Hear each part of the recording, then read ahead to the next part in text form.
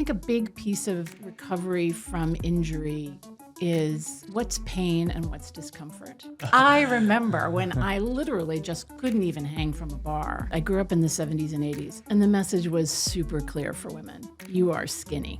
That's the goal. You don't want to lift too heavy a weight because you might get bulky.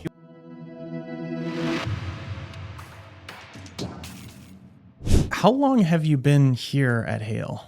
I started the Monday after Thanksgiving of 2023. Right. So what is that, like 4 months, 5 months? Something like that? Something like that. Yes. 4 or 5 months. You've always been fairly active. Yeah. Tell me a little bit about like your background. What did you do before you started here? Sure. I like to be an active person. I like to be outside. I like to backpack and hike. So I like to be doing things outside. Yeah. I've been a swimmer, but I started open water swimming at Aquatic Park in San Francisco. Right. Which has been a great way to feel alive, is to get in the bay early in the morning. So I've been active,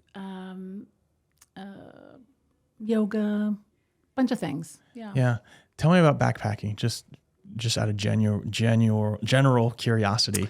Where is the most exciting place that you've had a backpacking trip? Oh, well, the Sierra Nevadas in our backyard is just spectacular. And I've recently discovered the east side of the Sierra Nevadas. So going 395. Yeah.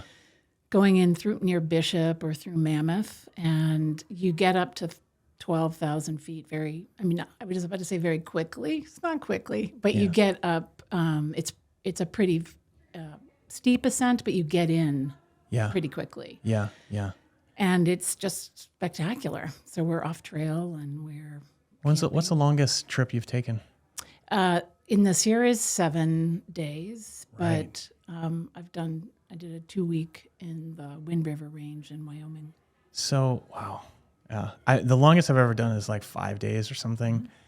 And I've thought about doing like, I don't know, John Muir Trail or something like that. Yeah. And it's just like the whole kind of idea of it. I just feel like, at what point do you just forget like the rest of your life? Is it like, does that happen or? Yes, it does. I mean, I don't know that you ever forget it. I'm very aware that I have children in the world somewhere. Yeah. Hope they're okay. But that day-to-day rhythm changes pretty quickly. It becomes pretty basic, the hiking, the camping, the preparing. Yeah. It becomes very immediate. And that's one of the things that I really like about it. It's just kind of what's happening in this moment and what are we doing this evening? Where are we sleeping? Yeah. Yeah. What are we eating? What are we eating? Gonna find water and yeah. Yes. Yeah. Oh, God. It's been a while since I've been backpacking, so you can tell it's kind of in the back of my mind. And it's there for you to pick up. Yeah. It's really. Yeah. I did go to Mount Diablo maybe a month ago, and I'd never been up there. Have you been to Mount Diablo? One time. Yeah. Yeah. It's unbelievable. It's like the best view. I mean, just all around, and just thinking this is a 45-minute drive from where we live. It's just an amazing place that we live. Yes, it's incredible. Yeah. So one of the things I was looking through some of the notes, and that for since you started here, and one of the things I saw was that you said you did a DEXA scan every year and noticed your muscle dropping and decided to do something about it. Like, is that the thing that kind of brought you in here? It was certainly part of the panoply of things that got me here. But that I do like a DEXA scan. I mean, when they were in San Francisco, it was a little easier. Now it's a drive. They don't do it there anymore? No, they're down in Burlingame. They closed the San Francisco office. So I don't go often because it's a haul. But it was an interesting way to see what was happening. And so there was that. And then I'm 56. I'm menopausal at this point. And in the last couple of years, I'd done a big deep dive on what does it mean to be perimenopausal, menopausal, an athlete, want to be active, want to have a healthy, long life, like active. Yeah. Because I definitely noticed that my muscle mass was, besides the scan, just kind of aware of the fact that it wasn't as easy to keep on. I just have always been pretty muscular, and it was just changing. Yeah. So tell me a little more about like day-to-day life before you started here. I mean, were you still very active? Were you working out? Like, what were you doing? my experience of strength training is like on a spiral. Like I kind of do it, and then I don't, and then I come back around and I do it, and then I don't. So I've definitely spiraled around weight training and strength training for a number of years. Yeah. Before I came here, I was doing very little. I'd had a pretty terrible bike accident in June, and I'd had a compound fracture and surgery. And so I wasn't able to do a lot. I wasn't able to bike. And it was really limiting what I could do otherwise. So I came here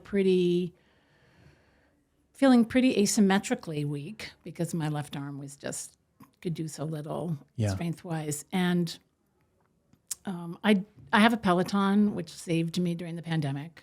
And I had done a lot of training on that with their Power Zone training, which was great, and but wasn't sufficient, obviously, for the strength training. Yeah. So between the deep dive on the menopause stuff and Stacy Sims and that menopausal women should be lifting heavy shit and paying attention to nutrition, I was like, I think that's all that was part of my looking into Hale. Yeah. So you did a ton of research before you started here. How did you find your way here? Yeah. How did I? So I know somebody who knows Coach Heidi, and who during the pandemic had worked with her and really liked it a lot. Yeah. And so that told me somebody gets the kind of athletic women of a certain age, right? That's really important. I'd looked into other CrossFit things about 10 years ago, and it just the vibe wasn't right for me, or didn't feel right for me. And but I found you guys because I knew that thing about Coach Heidi, and then I was looking into strength training, strength training near me. Google, tell me where to go. And I really liked the website. I liked all the people. I liked that it was a diverse group of people, diverse ages. Like I listened to some of the podcasts to get a vibe, to get a sense of the vibe. And it was a good vibe. Good. I hope someone's listening to this thinking the same thing. Yeah, it's a good vibe. So when you started, I mean, you had been active, but you decided to, like, you had surgery on your foot. Oh, yeah. Yeah, and you had a compound fracture in your arm from the bike accident. What happened with your foot? So I'm actually trying to avoid surgery, Oh, happily. Okay. So happy to say. I thought you had it. Yeah. No. So happy to say I've avoided that so far. But I have a congenital extra bone in my foot. And sometimes if it separates from the foot, it's really painful. So, I came here with, I was not an easy client, I'm going to say, for my great coach, because I came here with I want to get strong. I want to, build my muscle. And also, by the way, I have this injury in my left arm, and I'm going to be on crutches in January. Yeah. And I have a bike trip in early April. That's my big goal that I'm aiming for. So I had injury issues, and then I also had this time-sensitive goal for 3 weeks from now. Yeah. On a bike trip. Yeah. I've got a picture of you where you're on crutches. and I mean, I think you had something on your hand as well. Probably. Right? Yeah. So it's like, that was like right around when you started, I think. Yeah. The thing that I thought was really inspiring when I was looking through this stuff is, those kind of things stop most people from training. Why didn't it stop you? Well, there's nothing like having a deadline. And I need deadlines. I mean, I am a person who really needs those deadlines. So, we made plans to take this bike trip a year and a half ago. Yeah. What's the trip? It is a week mountain biking in Canyonlands National Park. Oh, wow. In a place called The Maze, which is really hard to get to. And it's myself, my wife, and 5 friends. Wow. And so it's been on the calendar a long time, and I really wanted to do it. And when I had this accident and surgery in June, I was like, I can do it. Like my surgeon said, yes, if all goes well, yes, you can take a bike trip in April. So that was my goal. So in November, I was like, how am I going to go on that bike trip?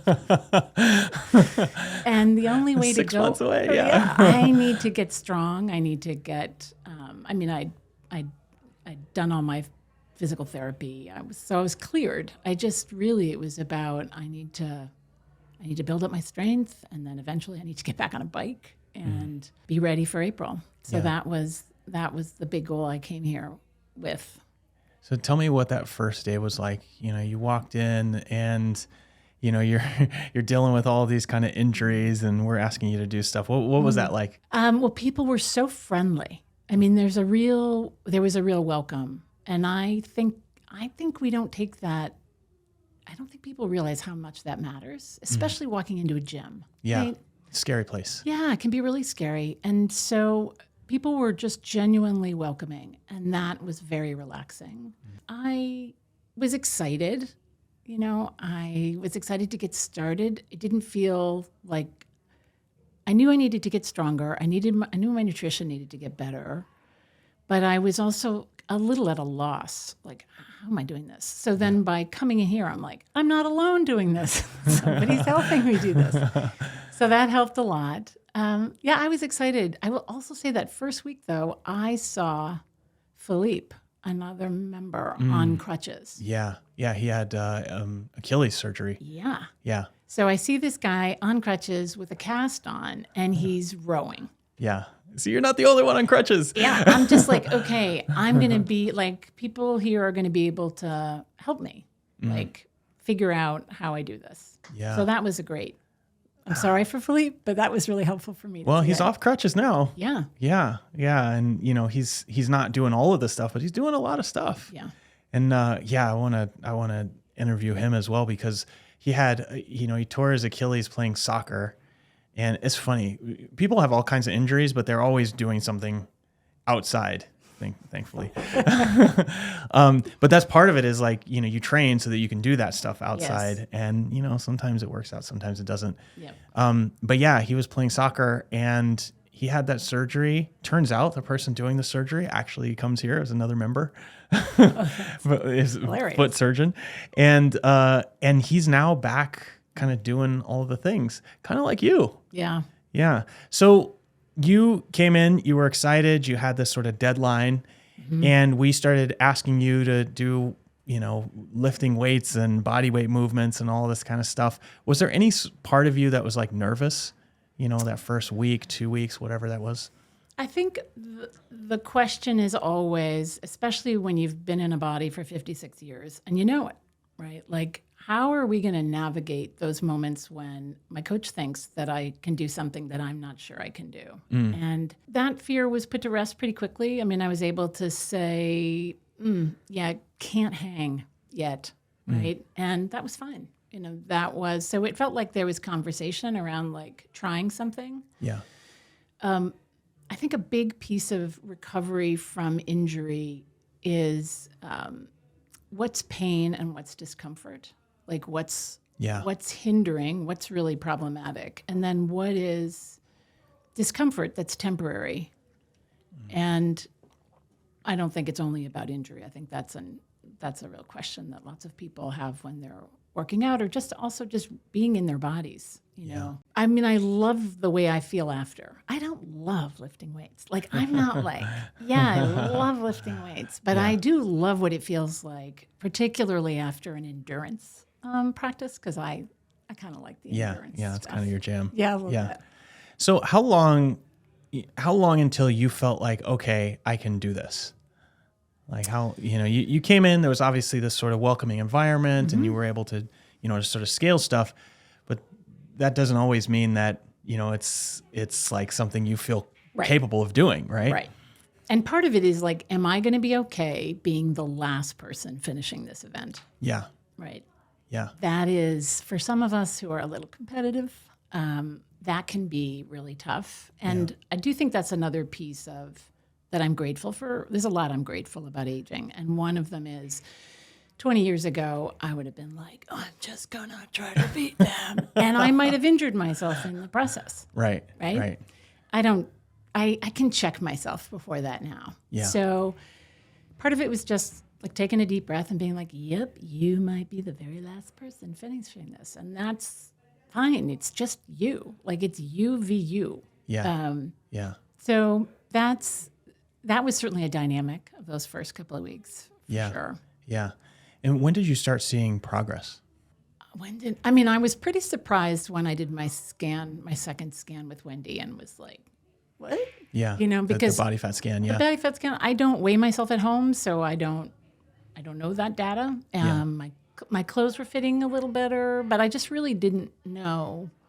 I knew that I could do more things here, right? Like I could do more ring pull-ups. Yeah. Right. So that's telling me, that's data that I am in fact getting stronger. Yeah. So I think that's probably between that kind of objective, like, hey, look what I'm doing. And also you were feeling it as well. This is one of the numbers I pulled actually.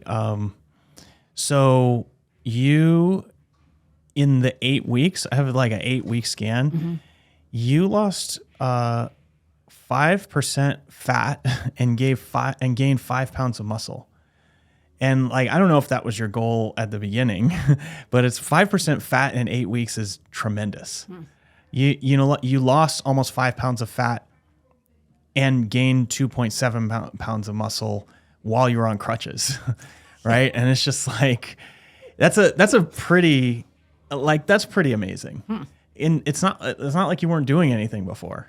I mean, you were doing things. Right. That is kind of amazing. Right. I was doing things. And I'd actually, after my surgery and came home, I was overseas, came home, and my sister, who has been doing a lot of strength training and nutrition stuff for a year, and she was a great inspiration. She sent me an email of like, you need to up your protein for healing, right? Yeah. And so I'd even been working on trying to get my protein levels higher, which is such a key piece of it. And but even with that, I think it was just the extra protein when I started here, and then the actual lifting. Yeah, that was what I was going to ask you. Did you make changes to your diet? Yeah, so I'd been really trying to get to 100 grams of protein after my accident to help with that bone growth. And then we upped it, looking at my age, my plan when I got here. And I was like, how am I going to do this? Yeah. I'm going to say that the nutrition stuff is some of the harder pieces for me. Yeah. It just involves a certain amount of planning that isn't my regular jam. What did you have to, you wanted to get more protein, and it just mean like you're eating meat with every meal and you weren't doing that before, or you're just, supplementing? Like how are you doing that? So I was definitely not eating meat with every meal. But I'm not an enormous fan of red meat. So part of it's also was like, okay, I am happy with chicken. I'd really like to improve my seafood game. And I'd say that is still a goal in progress. So, and also just getting enough vegetables and fruits, right? Enough of those grams every day. So that's kind of, when I get too complicated about it, I get slightly overwhelmed. So now I'm just like, let's hit our protein goals every day. And that includes usually supplementation with a protein shake. Yeah. And let's get as many fruits and vegetables as I can get in. Yeah. Do you have a target now? You said 100 grams before. What is it now? Protein is 140. Yeah. And what's the fruit and vegetable goal? Well, my goal in my head is like 700-800 grams a day. Yeah. That's good. Just feels like it would be a good thing for my body to do. But that's a shift for me. Yeah. Yeah. And that's the thing. Like, you ate more food. Oh, I did eat more food. You ate more food and you lost 5% body fat. Yeah. And this is just a message we try to get across to everyone who comes in. Like, if you're lifting weights, you're probably going to have to eat more food than you think. Right? There's exceptions, but chances are you're not the exception if you're listening to this. Right. We almost always have to advise people to eat more food, and specifically more protein. And one of the dynamics as a 56-year-old, right? I grew up in the 70s and 80s, and the message was super clear for women. you are skinny. Like Yeah. that's the goal. Don't you eat. diet. Yeah. You diet, and you don't want to lift too heavy a weight because you might get bulky. Oh no. Right. So Yeah. that is a powerful, powerful message to grow up with, and then all of a sudden it's like, hey, guess what? You need to eat more. Eat more, lift more weights. Exactly. It's like, okay, this is a new way to imagine the world. Yeah. Yeah. Funny thing is, gosh, I always just say, if it was that easy to get bulky, then like every guy that you know would be in here doing that. Right. Because it's not that easy. Right. Yeah, it's actually the opposite. It's like if you want to lose fat, you have to eat more protein. So I love this. So I'm really want to dig into this. Have you dealt with injuries like this before? Certainly nothing like the arm surgery. Yeah. Yeah. No. How did you work out without like hurting it more? Like, how were you able to make that work? What were you doing? Well, so instead of barbells, I was using dumbbells. So my coach set me up with dumbbells so that I could be using a lighter dumbbell in my left arm than my right. Right. Which is a great temporary solution as I build strength in my left arm to match my right. And that took a couple of months, but I'm there. I mean, actually the other day I hung from a bar and did scap pull-ups for like 15 seconds. That was amazing. I was like, I remember when I literally just couldn't even hang from a bar. Yeah. Because it was just too weak and the pressure on my arm was too great. Yeah. So that's a terrific milestone. Yeah. So just to be clear, if you're listening to this, you're not on crutches anymie. No, I am not on crutches anymore. And you've gained most of the strength back in that arm. Yeah, I feel, I mean, my grip is probably, it's also not my dominant arm. Yeah. So my grip is definitely a little less, but I am in great shape with that arm. Yeah. And like how across this sort of process, you see that like part of your body isn't working, you're finishing last, you're having to scale everything. How do you not get discouraged going through that? Oh, I don't know that you can do it without getting discouraged, right? Mm-hmm. So you did get discouraged. I did get discouraged, Yeah. for sure. And I think part of it is that this relates to that whole thing about discomfort. Is like it's temporary, right? So is there a way that I can just say, yeah, feeling really discouraged, and this is how it is right now. Doesn't mean it's going to be how it is tomorrow, but this is how it is right now, and come back tomorrow, see how it goes. God, that's so good. Well, it's a practice. I'll say actually the Peloton stuff was a great trainer of that, which Yeah, it's kind of hard. there were the hard ones, and I would do these training like 75-minute rides, and one of the coach that I liked the most was just like, yeah, it's uncomfortable. Right. And there's some freedom in being like, oh yeah, I am uncomfortable. And in 15 minutes I'll be done and I won't be uncomfortable. Yeah. So that helps me. Yeah, that's in really those good. moments. That was my next question is like, how do you get used to that? How do you train for that? Are there other things that you've been through or, that kind of primed you to feel like, okay, I'm uncomfortable. This is temporary. It's going to be okay. Yeah. I have a meditation practice. Right. Okay. Right. Yeah. Yeah. Yeah. Well, it varies. I mean, I try to do it daily. Yep. And I'm always reminding myself that even just a little bit is a great thing, just to sit down and do it. I enjoy I like having a trip to train for. Yeah. I like doing meditation retreats Yeah. to kind of train for. I Yeah. had not made that connection until right now. Oh, It's that's like good. I'm a person who really does well if I have something to look forward to. I am training for this. And by doing this thing, I'm going to enjoy it. I'm going to learn something. I'm going to experience something I haven't experienced before. That helps a lot. Yeah. That's really good. When I had this, I was sitting on the sidewalk in Copenhagen, Denmark, with my arm snapped in two. alone traveling. And I just remember sitting there and thinking, am I going to die? No, this is not going to kill me. But like, wow, am I really uncomfortable? Like, wow. I just have to kind of keep breathing so when you ask how do I manage it, like I sometimes think about that. I'm like, okay, this is a really hard workout, but like this is not what I endured sitting on a sidewalk thousands of miles away. And that actually helps me. One of the things is like anyone can train here, but it's not for everyone. Yeah, I totally get it. It's like, and you can be at any level of fitness, but whatever level you're at, we're just going to push you just like a little bit more. Right. And some people, when they feel that, they don't know how to handle it. And so this ends up being not a great place for them. Yeah.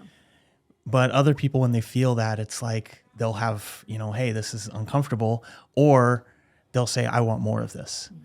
And that's where this is the perfect place for them. Right. Because ultimately, no matter where you are, we're going to push you just a little bit further. And that's what keeps you interested. That's what keeps you in good shape. And at some point you look around at everyone else your age and go, wow, I'm in the best shape of anyone that I know. And it feels like every day when I come in that I get my butt kicked, but the things that I used to think were really hard are really easy now, and now the thing I'm doing is really hard. One thing that when people come in here and they have an injury or whatever, their doctor says, don't do anything for a while, you're going to re-injure or whatever. Isn't it dangerous to be like lifting weights and doing all these things while you're dealing with injury? I would say no, it's not dangerous. Mm-hmm. I would say that part of, it was really important to me to talk to my surgeon, the guy here in the US who I'm following up with, about like, so here are the things that I want to do. What do you think? Yeah. So, and luckily seeing somebody who's interested in sports and gets it, right? Yeah. So I think part of it is like, does the physician understand who you are and what you want to do? Mm-hmm. That's really important. And sometimes physicians look at a middle-aged woman and are like, make assumptions about who that person is and what they want to do. So I think it's just really important.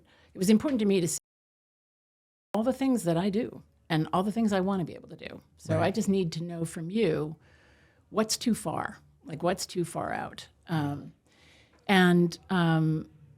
The thing with my foot, I could need surgery in a year. I don't know. Like I'm managing it. I'm going to try things and it's not going to like injure me further. It may be uncomfortable and I may decide like, not ready yet, but it's that trying and assessing. Can I try it and assess? Yeah. And do I have people who I'm working with, physios or doctors or whoever, who kind of get that? Yeah. That's an important piece. Yeah. Yeah. I've found the same. And, I haven't had, fortunately, major injuries for a while, but it's like, if the doctor is telling you stop doing everything, at least ask for a second opinion, right. Because doctors don't always have the context for the things that you're into or the things you do. Right. And if when I have seen my doctor, it's kind of like, oh, your markers fall, well below all the averages. It's like, well, yeah, but the averages are unhealthy, right. Yeah. And it's like, so tell me like what somebody who is healthy, what their markers are. And, you kind of have to be careful with that stuff. Yeah. So you're now, like I said, you're now kind of feeling better. You feel like you've made some tremendous progress. What are you most proud of actually that you've done here? That's a great question. And I'm having a really hard time thinking of one thing. I'll tell you the thing, it's related to this and related to being here, is that I was in a walking boot. I wasn't walking, but I was in a boot in January when I was on crutches, non-weight bearing. So I wasn't in a cast. And a friend of mine said, what's the thing about being in a boot like that is that you could take it off. So like any day you could decide, I'm done. And then you start walking, and then those weeks, whatever you've put in is done. But like, so it was this continual, I hadn't thought about it, but it was this kind of continual, like, am I going to commit to this? Am I going to commit to, I'm I believe that if I stay off this for a month, I'm really going to manage my pain. And I have a theory. I stick to that theory. And being able to come here and be able to work out and have coaches that help devise a plan that let me work out and continue on my big goal while managing this, and then not taking the boot off. I feel like that's having the discipline. Yeah, I think that's probably what I am most proud of having done. You feel like you're ready for your trip? I feel very ready up here, like my arms and my core. My foot, we're going to see. Yep. There's some hiking involved, but again, I'm ready. I feel ready. Yeah. I think I'll see what happens. Yeah. With my foot after. You're taking it and you've done everything you can to get there. Yeah. And I got 2 more weeks, man. I'm not done. I got 2 more weeks to prepare. I love that. How do you stay so positive throughout all of this? Human beings are social creatures. We are not meant to be doing things in total isolation. We are aided by other people in our highs and our lows. They celebrate with us, they commiserate with us. And I think there's something about being with people and doing this that makes me feel connected, and feeling connected makes me feel pretty good. Yeah. So love that. I like having a place to come to. So after your trip, what's next for you? Yeah, well, that is what happens. There's a little lull after. There's definitely, in my experience, a bit of a letdown. Yeah. So I'm anticipating. I know that's going to happen, and I'm going to need to think about my next plan. But I actually think, I'm training here, I'm training on the bike. I'm doing a lot right now to get ready. And I think it would be nice actually to come back and just be like, no pressure. Yeah. No pressure. And just like, okay, what's everybody doing? Yeah. And join in. Yeah. I love that. So last question. Okay. Somebody out there that's like you, 6 months ago or whatever it was, and they're out there like, I don't know if I should do this. Is this the right place for me? Will this work for me? What is your best advice for them? Oh, well, I would say educate yourself. First thing, learn about, depending on your age, your gender, whatever, but learn about your body, you. Yeah. What are your goals? What do you want to be able to do? I think that's a really important thing. Yeah. And then I would say, try it. Yeah. When we try things, we're not saying I'm going to do this forever and ever and ever. But we can give ourselves kind of the gift of trying. And I'm super glad. I'm super glad I'm here. Super glad I made the call.